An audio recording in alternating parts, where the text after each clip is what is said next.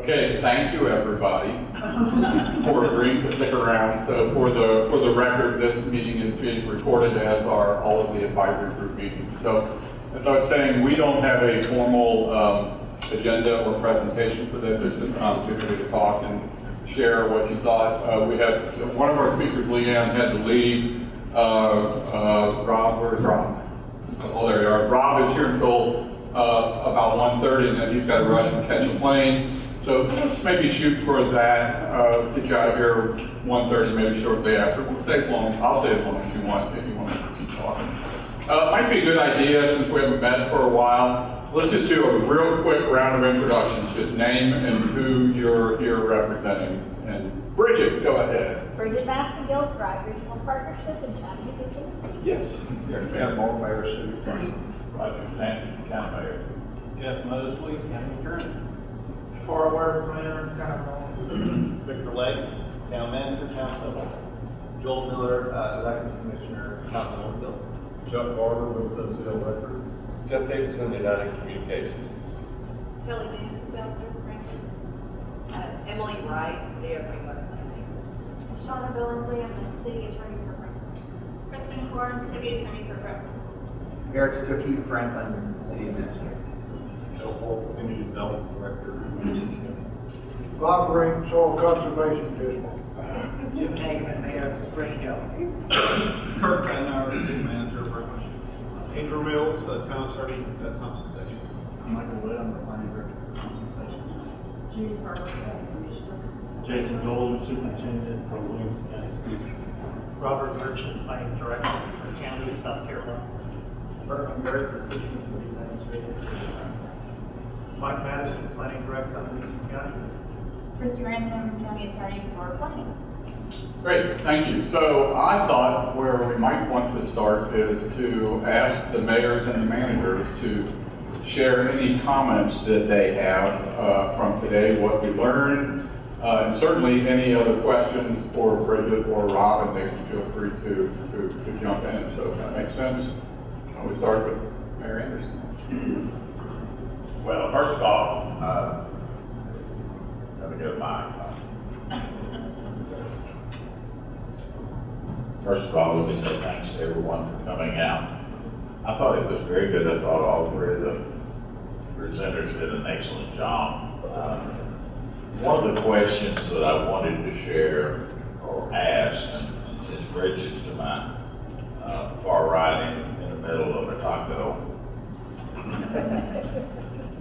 what or how did you coordinate Thrive 55 with the local NGOs that you didn't get territory boundaries going at each other?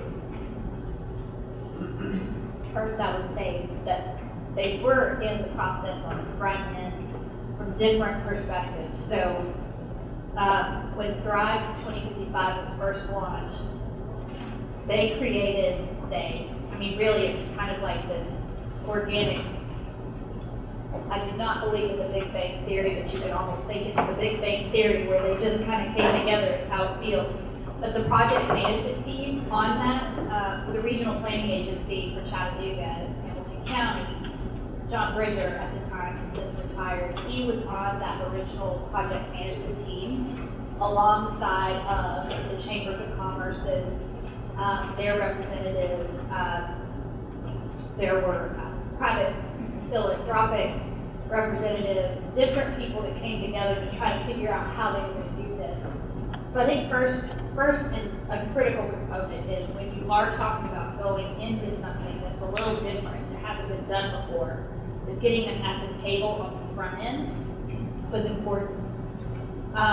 As we progressed and transportation surfaced as one of the critical issues, hearing it from the region, having people in Dalton, Georgia say, I might not be from Chattanooga, but that pinch point right there, the 75-24 interchange, definitely affects me, was one way that we started to get, okay, Dalton, Chattanooga, Cleveland, your three MPOs need to start meeting.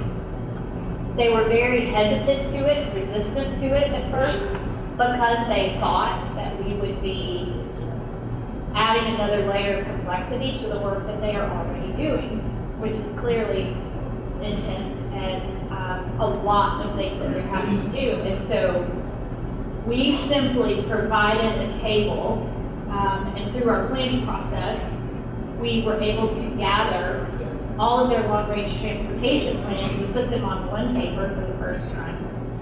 And then really helped everybody look and say, okay, so it's kind of a mess that we are planning together. There's a part of me that wants to say that it was, I guess I kind of alluded to this earlier where I said we just kind of had to pull everybody to the table. I think industry really helped with that.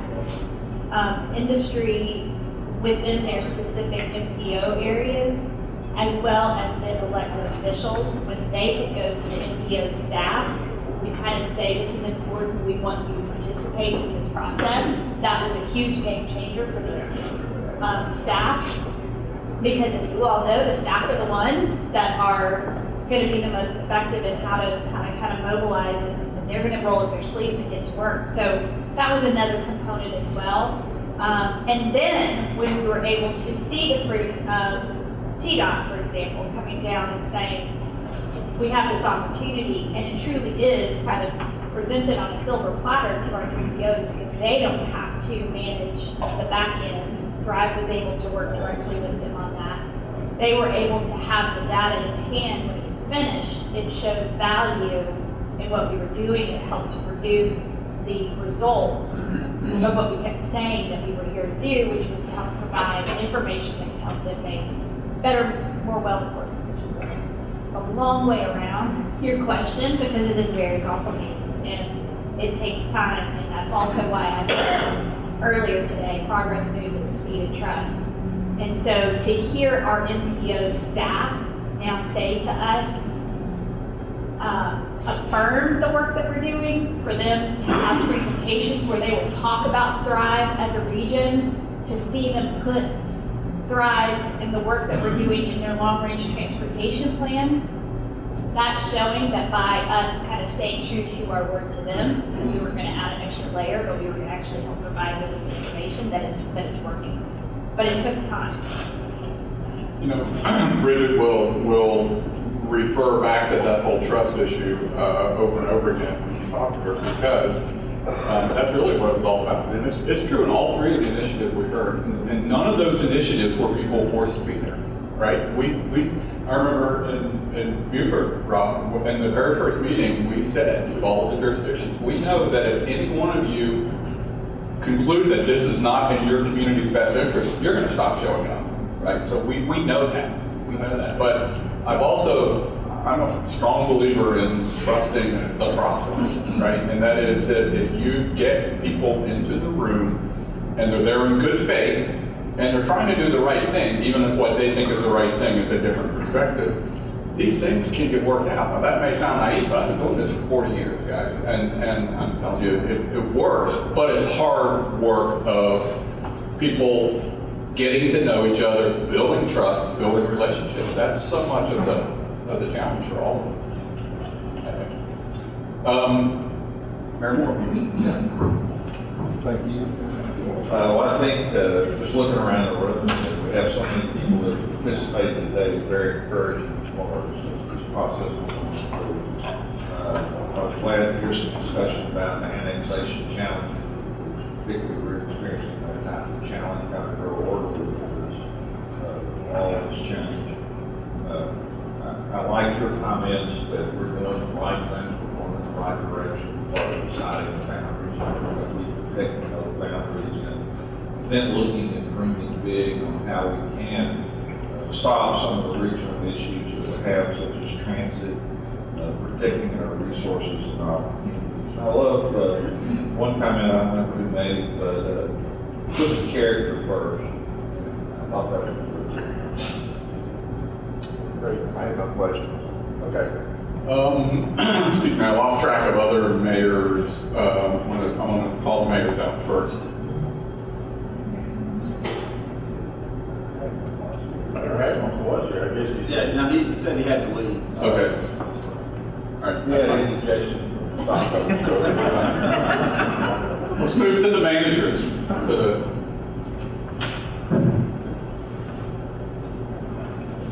I enjoyed the discussion and the presentations and the discussion. On some of the things that were brought out, in particular that were impactful to some of the discussions that we've been having internally in Knowledgeville are keeping the character. That's probably one of the things that I hear the most, in particular with roads. Knowledgeville got the same traffic problems that everyone else has. There's a large percentage of the population that does things that our roads probably don't need to be widened out. We need to keep them in a small town environment, not a major city environment. So I appreciate those comments. And there were just other bits and pieces that really resonated to me. The comment about density, density being a four-letter word. How many times have we heard that in our community? And what is appropriate? But I guess the one question I have is how do you go about educating the population where they will accept that? So we're in a town that very few townhomes, no apartments, and all of the rest is single family. Right, no, good question. You know, there's an old cynical saying in planning that the only thing worse than sprawl and density, right? You know, we've worked in a number of communities where we've had to have that dialogue, and one of the ways that we've been able to succeed, or at least make some progress, is to try to shift the discussion from density to character. You know, Leanne made the comment that downtown Franklin is a pretty dense area, right? I mean, it has multifamily, it has townhomes, it has small lot, single family. So when we had this project in a community in Virginia where we did basically kind of a visual preference survey where we had lots of images on boards and we were asking people to rate them with dots and all that. But we were showing high density developments, but that are very well designed, high quality, and they were receiving very high marks. So to be able to shift the conversation from density, which doesn't, I mean, it means something, but doesn't really tell you anything. And I think kind of also acknowledging that in our country, everywhere, the visceral reaction that a lot of people have to density, if we have to be honest, is in some cases pretty well deserved because of the way we've designed these barracks-looking, you know, apartment buildings all over that haven't weathered well. So that's the perception that a lot of people have of density, not a townhome in downtown Franklin. So it's trying to shift the conversation through the public engagement to try to move away from thinking in terms of density to thinking in terms of quality and character. And we've had some success in doing that. To me, it ends up being, you know, density in the right place with the right characteristics. I don't know, there's a lot of planners in the room here. I'm curious what you all are hearing about some of those density-related issues. What are you hearing in Franklin on that? I mean, obviously Franklin's gone through a lot of that discussion. Yeah, I mean, through a lot of the public outreach process with our Envision Franklin and with the more recent zoning ordinance update, the visual preference results definitely showed that density designed to meet kind of the community's expectations was totally acceptable and want and desired in the community.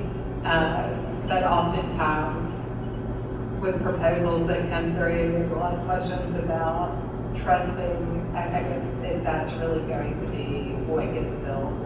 And so there are conversations there because, you know, we're growing so quickly. I think there's a little bit of distrust in what's going to be built and if it's really going to meet the standard that the community expects. But we've also had a new zoning ordinance update in 2019.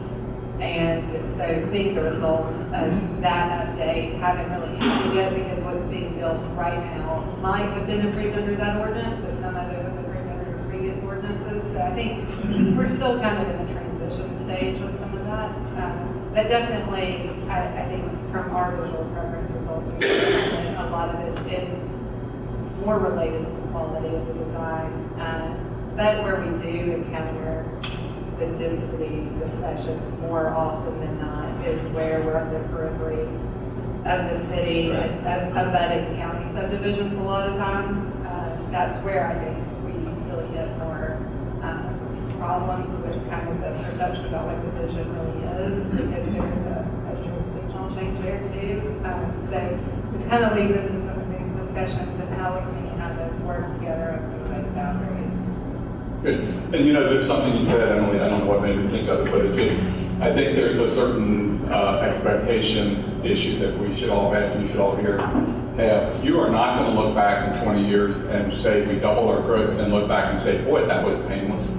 That was easy. Thanks, guys, for doing all that work in 2021 because it made it's going to be hard. I mean, no matter what you do, if you have that kind of growth, if you double the number of people here, double the number of houses, double, you know, it's going to be a difficult process. But that's why we're all here. So let's go back to the manager. The other thing I just asked to give maybe some reflection on, I have a lot of faith in this group and these jurisdictions and these folks around the table who work together. The folks that aren't at the table are north of us. And what happens in Nashville is going to have a huge impact on us as well, both the city of Nashville and the state legislature.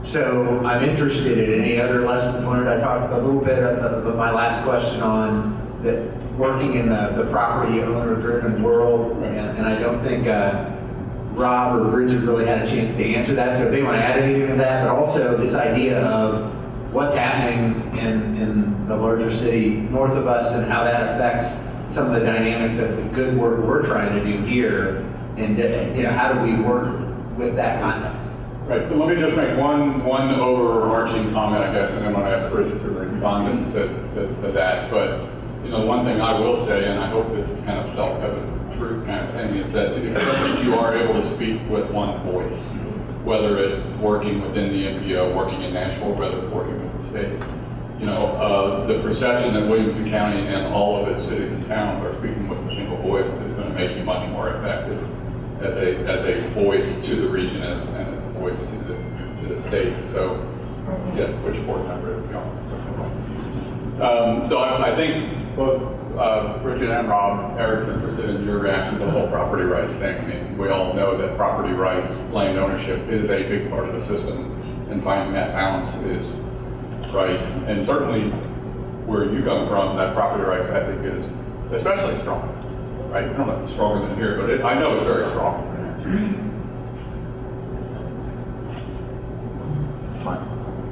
Oh, microphone. And forgive me, the first kind of question you were saying is, Nashville's influence on us.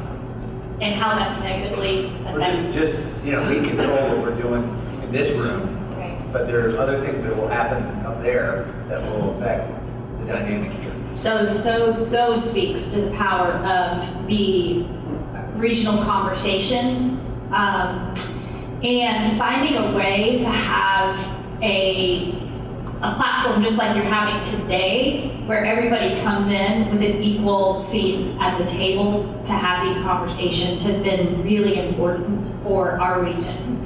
Because primarily when we launched, I remember being very intentional about ensuring that people understood across the region that this was not about Chattanooga trying to make Chattanooga better. It was about the entire region and having that level playing field, how important that was. And it truly spoke to some critical integrity things that I would bump up against, because you do have the pressure of the big city, and sometimes when I sat down with every single one of our county mayors across the 16 county region and assured them that this was about us all identifying common problems and common issues and listening to the people in their region as well, I walked away from that knowing that it was our job to ensure that we were true to what we said. And so I think it's really important. It's interesting because I credit the founders of the initiative to that, because it was never led by Chattanooga. And it was led by that group that's similar to what's here today to come together and agree that we need to work together. It continues to be the case when Thrive is involved. It will always be the case when Thrive is involved. And so that's one kind of component. And it takes time, and I guess I'll just keep saying that, it takes time. But there is so much power when you have everyone sitting at an equal table to be able to say, I need you to understand what my issues are, and I want to understand what your issues are, and we need to kind of agree that we've got to work together on these issues so that you aren't the one that's controlling what's happening down here inadvertently.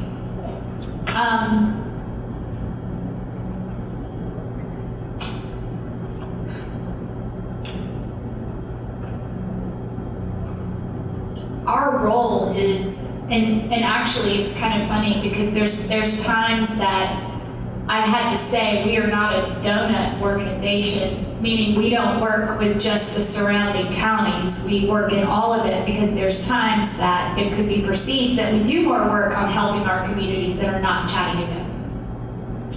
And so again, it's the intentionality of going in and making sure that everybody has that equal seat at the table. And when there is a challenge that is affecting another county based on what someone else is doing, we provide the platform to have that conversation. Yeah, did you want me to talk about the property rights? Sure. Property rights piece, obviously, I mean, we are equally, we're all in the same state here, in Georgia and Alabama, it's the same. There's a fierce property rights ethic. And one thing that I thought was really important to kind of point out is we respect that first and foremost. And so anytime we would have conversations, respecting that, acknowledging that, and ensuring that people understand that we're all moving towards the same direction, whether they realize it or not. What I found interesting is a lot of the pushback that we got early on was around people thinking that we were going to tell them that they had to move into the city, and that they couldn't live out in the country. And that they wanted to live out in the country where they could have their own, just have their own space. They don't want anybody to tell them what to do. And one way that I would acknowledge that is I would say, besides the fact that no, we were not trying to force people to move into the city. But I would also say, but do you control that viewshed that you want, that makes the country the country? You don't. And in our case, we have multiple counties that have no county zoning in place. You do realize that you could have a strip joint open up right in that property that you really enjoy. So in really kind of acknowledging that there are some goals that are the same, and then how can we work towards them, it's really interesting because as growth has been exploding, particularly in Hamilton County outside of any of the municipality areas, now those people are coming back going, we don't want this subdivision coming in. We don't want the property that they did not have any rights over either. Now they're understanding, wait, if you're planning, we did have this commonality. And so it's just been really interesting to see how listening to people, ensuring that they understand that you hear them and that you're actually with them. You want them to hold on to the things that they value. And then thirdly, when there are issues, they're going to come back to you and go, hold on a minute, what can we do about this? Now we can have this conversation. Oftentimes it's too late. But we definitely overcame some of that. And again, it was by simply being true to what we said. And the other thing I want to add to that property rights thing, every place that I've worked in the West, the Midwest, and the North, and the South, and Southeast, every place I've ever worked, I've gone in and I've heard a variation of the same story. You need to be careful here because property rights is a very strong force here. Private property rights is a universally strong force. I have never worked in a community where I can say people weren't concerned about property rights. So every example you hear around the country of being successful in managing growth and not, they're all starting with that idea that there's a very strong property rights ethic. I've never worked in a place where anybody said, don't worry about the property rights issue. So it is universal, so to the extent that communities have been successful, they've been able to do it within that context. Rob, did you? Is this on? Yep. Okay. I was just going to add to that, is that zoning is a very powerful tool. And when you have political will behind it and also agreement across jurisdictional boundaries, then that's a good tool to use to create the kind of community you want. And I mean, that was a big hurdle for us, is that when we didn't have a shared vision with the city of Beaufort and town of Port Royal or southern municipalities, that we could develop the most innovative, zoning tools imaginable, or architectural standards, all types of things. But if somebody, had the ability to jurisdiction shop and go to another jurisdiction, then, what was the use of doing that? And so I think that cooperative planning, gives that teeth, that there's a shared vision with the community. There's no limit to what you can do with the police powers that local communities have with zoning. Right. What other lost track managers? Yeah, I guess I would just say, and it's been alluded to here a little bit, I think we all fundamentally have to realize the foundation we already have in place here from what was done 20 years ago and from what's been built relationship-wise through this county in the last 20 years. So we're so much better off than a lot of other, I'd say all other 94 counties in the state, but you're pretty close. So I think it's important we don't lose that foundation that we try to build from it. We're going to be hindered by, I was glad Eric clarified that the evil city to the north was not Brentwood, but it was Nashville across the county line. I was a little worried where he was going. I mean, we're going to be hindered by that. There's some things maybe we can do, but I mean, the bottom line is we've got so much going for us here, and we're not going to have a shared zoning vision across the cities. We're all a little different, we know that, but I think we still have a fundamental shared vision of this county and what we want it to be. And that's the starting point. We've got a lot of good building blocks in place. We've seen it in the other counties, some of the things they've done, we've already done, or are working forward. So my observation simply is we've got a good thing going. We just need to make sure we don't kind of sidetrack ourselves. The county's done a lot of things in the last few years relative to planning and zoning. And we don't want to make sure that what we do in the cities in any way sidetracks that. No, I think that's well said, and you're probably going to get tired of me trying to be the cheerleader here, but I truly think that I think number one, the time is right now to do this. And number two, if you look back in 10, 15 years and you haven't done the things we're talking about, you're going to regret it. Because the opportunity is here. The good news is lots of other communities have done things, made mistakes, done good things that you can learn from. But like I said earlier, I hope you walk out of this feeling optimistic because you do have the right people around the table, you do have the right forum. Organizing here, you're taking the first step, but it's something you're going to need people to do. And let me. I'm sorry. Other managers, is that everybody? So I just want to open up. Anybody else have any thoughts? I have a couple of questions I want to put on the table for you all. But any other thoughts from what we heard today that anybody wants to share? Anybody? Okay. Well, let me do this.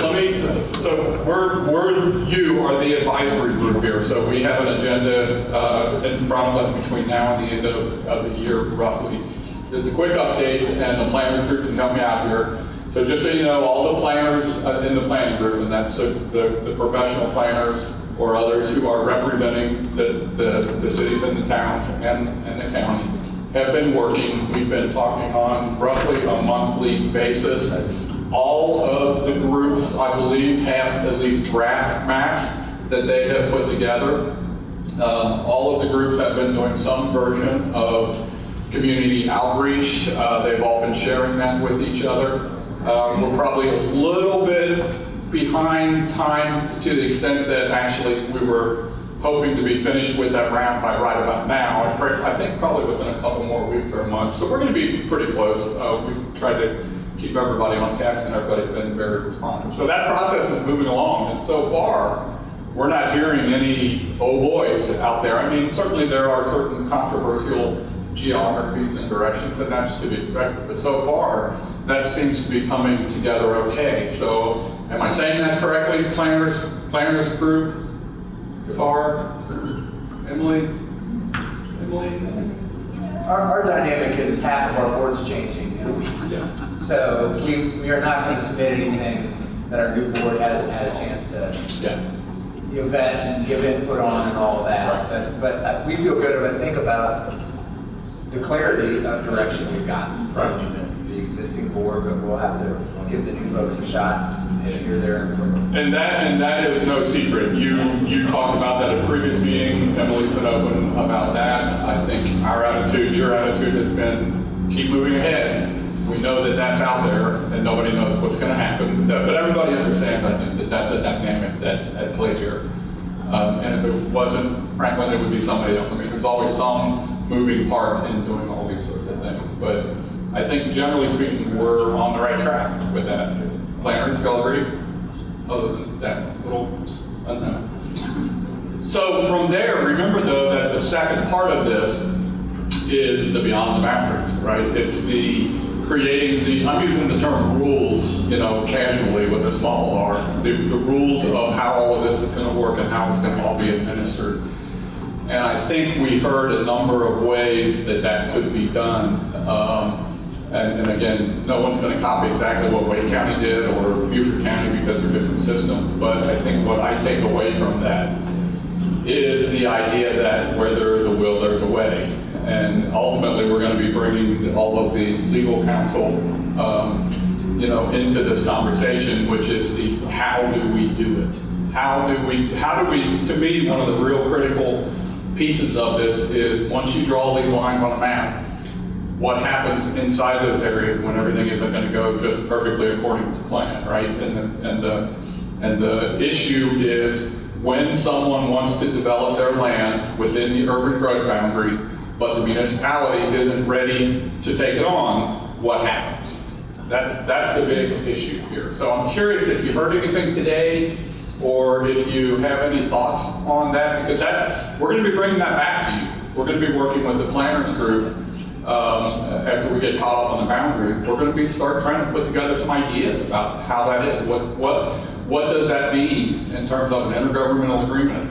Are there changes to state law that we're going to need to ask for? I mean, what are those kinds of things that we're going to be dealing with? So I'm curious if you have any thoughts about that. Especially, I know the legal counsel aren't going to go on record as giving legal advice, but I'm just curious about your take on some of this as well.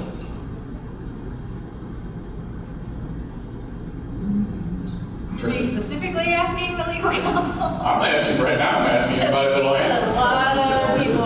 Anybody that'll answer. Why don't you ask what the attorneys do? We show up at luncheons and eat free Mexican. Tell us what you want first. I mean, you just asked the question, but we can't draw something up until we know what you want. Okay, fair. I think there are different tools for whether or not we talk about state legislation or interlocal agreements or compacts or understandings or whatever we might want to have. But until you give us an end game, we can't build those blocks. Okay, let's work with that then. Fair question. So what we want is we want all that land, we want the land in the urban growth boundary to be developed either under the municipal jurisdiction or with standards and densities that are at that same level so that later it could be annexed into the community. What we don't want to have happen is it occur at a low density level, waste the land in the sense that it's a valuable resource. It's allocated for areas that are intended for the growth. We don't want it to go at a low density level, and we don't want to have it provided with public services and standards that the municipalities look back and say, we'll never want that, right? You've just taken that out of the growth boundary in effect. So that's what we want. Is that fair? Yeah. There you go, I answered your question. Well, and I think that's not, again, to me, that one's not overly difficult. I think that through a series of memorandums of understanding and interlocal agreements, this group can enter into and bind itself to those type of things. And really, the entity there that has to make the promises is the county. So what is the county doing? They're enforcing somebody else's standards within an area of the county that is not unincorporated with unplanned growth. Right. So we've got that category. So then we have to reach agreement with the municipalities or as a group as to what the minimums are. That's why I said you have almost a compact as to if all the municipalities say outside our growth boundaries, we want this to be the minimum. We can draw an agreement to that. That's not difficult. If it's going to be specific to each city, now you're talking about multiple interlocal agreements. Well, that's a very good question, and obviously we don't know the answer to that yet. Is the agreement between the county and Franklin different than the agreement between the county and Brentwood, or is it a master agreement or set of agreements? So, Mike, you wanted to say something?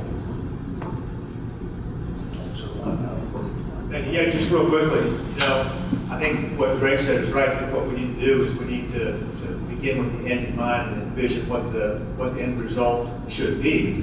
And then, yes, I think that memorandums of agreement have a place, but let's not limit ourselves to that. I think what we should do is figure out what is it that we want to achieve, and then say what are the impediments that we can start working on, and what are the alternatives. Some of which may be legal agreements, and some of which may not be.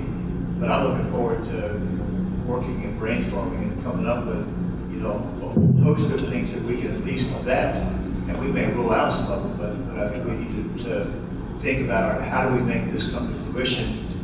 Because we've had lines on the map for a long time, and for a variety of reasons, it hasn't really manifested in that development pattern. And so, I think we need to spend a lot of time figuring out why that's been and what we need to do to overcome that.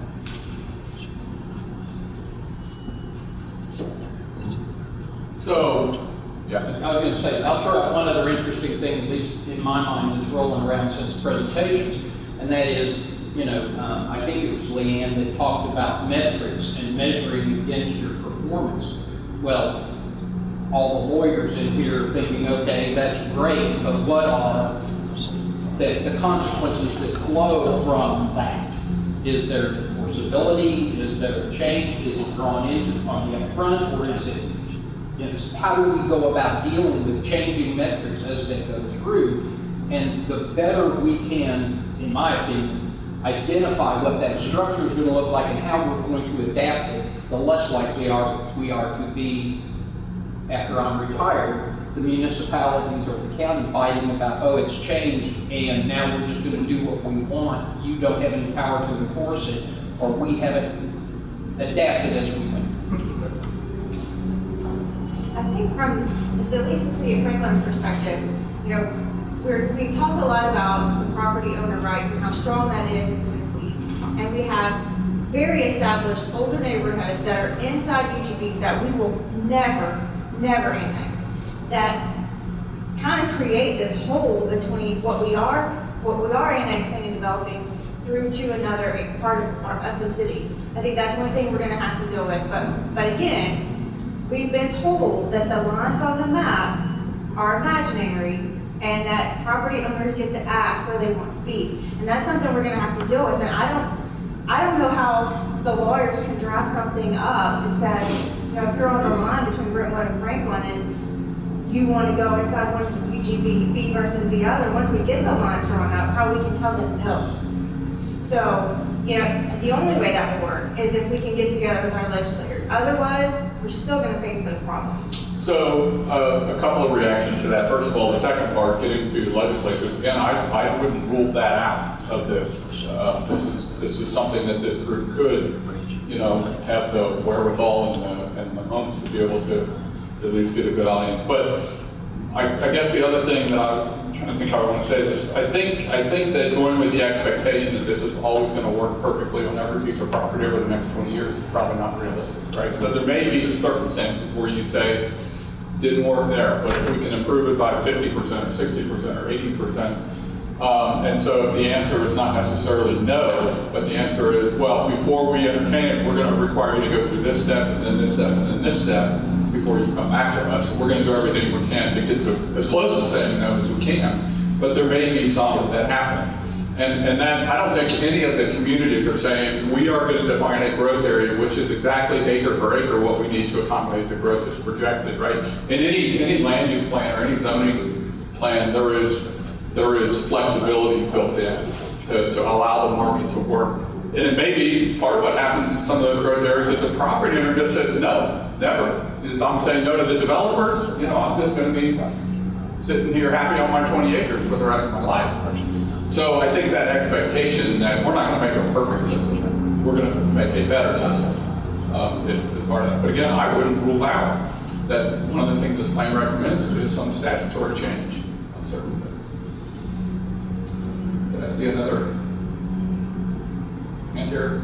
So what I'm hearing, this is an advisory group, so none of this is enforceable. What I'm hearing is, first of all, this idea that we want to come as close as we can to a system whereby the land within the urban growth boundaries is going to be developed ultimately either under municipal control or consistent with the municipal plans, including the provision of services for those growth areas, right?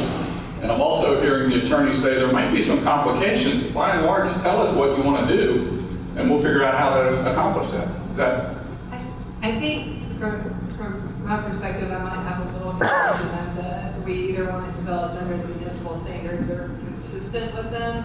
Right. I think that may need more discussion because ultimately, if we're saying, if what I'm hearing is that they would be developed consistent with municipal standards, but in the county, I think that therein creates an issue where property owners are going to be able to build under similar standards, but still at a different cost, and it doesn't incentivize them to ever want to come into the city due to impact fee structures and other things that are going to drive up the cost when they come into for annexation of the city. So I think we might want to explore that more, look at some of the reasons why property owners prefer sometimes to develop in the county versus the city, and what some of those circumstances may be before we jump to that. That's a good nuance. That's a good point. So the idea is, if I'm a developer, if I can go out and develop under the county, I have to build to the city standards and all that, but it's cheaper to do. Then that's going to disincentivize. I got you. Okay, that's something that we need to. That's a good nuance. Oh, that's all another hand out here. Okay, well, we're going to be turning our attention with the planners group to that question as soon as we can get past the math issue, which I think we're getting close to doing, at least at that level. So, we're going to be doing some brainstorming and try to come up with some solutions. Richard? I keep hearing your question about the big city and kind of affecting the other cities. And I do want to add one thing that I think is really important is getting business and industry, again, on your side as the voice. And here's one really cool way to do that. In our case, McKee Foods, big Hamilton County industry, maker of Little Debbie snack cakes, just in case you didn't know that. Major employer, however, they looked at their entire workforce to see what counties they draw from. And we had Mike McKee, who is their CEO, speak to one of our forums and talked about where all of his employees were coming from and the importance of a regional collaboration. And as a result, what it does is, I'll tell you right now, Mayor Coppinger's not in the room, but that speaks volumes to our Hamilton County mayor to know that his largest industry really wants him partnering with the next door neighbors, because that's where they're also drawing their workforce from. And so we've had a lot of leading voices come out of industry based on, hey, could you just tell us, could you put a map together? Where are you drawing your workers from? And we have kind of on one of our key collaterals a quote from Mike McKee that says, "Our family business is blessed to have such deep roots in a region where thoughtful infrastructure investment is being made while maintaining a keen eye on livability and workability for our employees and surrounding communities. And so when you get industry that doesn't shy away from getting everybody to the table, that speaks volumes, and it really helps in any of the surrounding counties or wherever. So I would just challenge with thinking of industry that may be that leading voice that can talk about and influence some of those decisions to start kind of empowering more collaboration. It's a huge piece of it. Yep, that's helpful, thanks. Let me ask one final question. I know Rob had to go catch a plane, so I think we'll wrap up here in a few minutes, but I just want to put one other thing out on the table, and I think that is that in the northern Beaufort County plan, they started with a committee that was a lot like this committee, and they went through the process and ended up adopting the plan, and then they concluded that they want that committee to continue to operate, and it kind of morphed into what became known as the Northern Beaufort County Implementation Oversight Committee. One of the things that was interesting when we were talking to Rob about this is it was like, well, how was that created? Whereas, is there an agreement? And kind of what she said, we've been meaning to get around to that for a long time. It is nothing more than a group of people. They're designated by their planning commission and so forth, so there's some official designation involved, but they get together every month to talk about regional issues, and they've had different things on their agenda over time, but it's been going on now for 10 years. So this idea that this kind of growth management effort can be a one and done kind of deal, let's get the boundaries in place, let's get the administrative rules into place to do it, and then we'll consider it successful and move on. That would be great. I mean, that would be a heck of an accomplishment. But the idea of there being some sort of ongoing regional planning, countywide growth management related planning efforts that continue to occur is just something to think about. And that certainly happened with Thrive. Now, Thrive's 16 county. It makes sense to have a separate funded 501c3, corporation created in Beaufort County. It was much less formal, but just want to close with this idea that maybe there is a reason, this is to think big part, dream big part, to continue to encourage this kind of collaboration. Maybe next is dealing with transportation issues. Maybe it's dealing with your version of the Southern Appalachian Cradle. I didn't say that right, but you know what I'm talking about. So anyway, that's just my thought process. Is there any reaction to that, or are you thinking, man, I'm going to be so tired by the time this is finished, I'm ready to go home? I think Kirk made that point before. We've got a really good infrastructure, if you will, in place in terms of we work well together on lots of issues. There's not a lot of infighting. We have our own different elements, of our community that we respect, but there's a lot of collaboration in this county. And I've worked a lot of places, and it's as good here as anywhere I've ever been. Good. Great. That was me.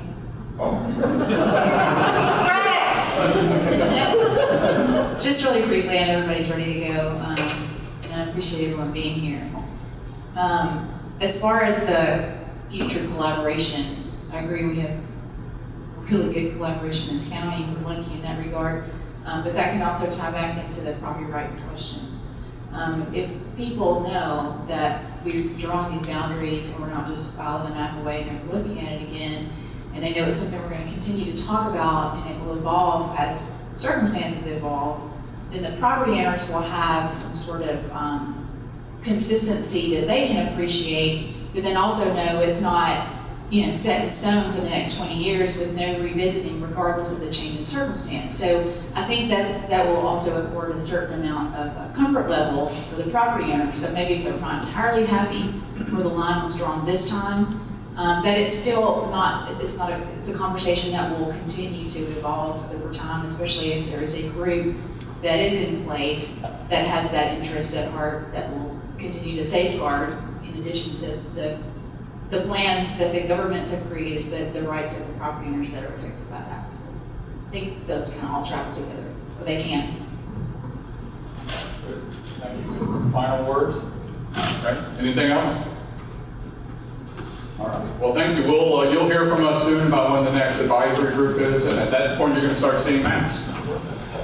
Something to look forward to. Maps.